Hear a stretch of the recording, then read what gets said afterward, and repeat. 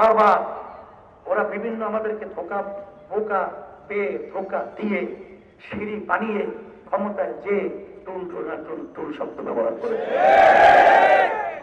এবং অনেক আমাদের ইসলাম এই দলগুলো বিভিন্ন কায়দায় এদেরকে ধোকা দিয়ে ক্ষমতায় যাওয়ার পরে তাদেরকে নিয়ে ওই টেবিলের মধ্যেই মদের লাইসেন্স মদের আইন পাস করা হয়, বেশ্যাবৃত্তির লাইসেন্স দেওয়া হয়, কোরআনের বিরুদ্ধে আইন করা হয়, ইসলামের বিরুদ্ধে আইন করা হয়, দেশের বিরুদ্ধে আইন করা হয়। ইসলামী আন্দোলন বাংলাদেশ বারবার ওদের এই ধোকা খুন এবং টাকা পাচারের জন্য সহযোগী শক্তি হইতে চায় না।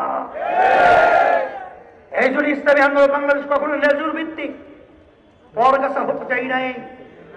আমরা পর কাছে কেন হব? এদেশ আমার, এদেশে জন্মগ্রহণ করেছি আমার,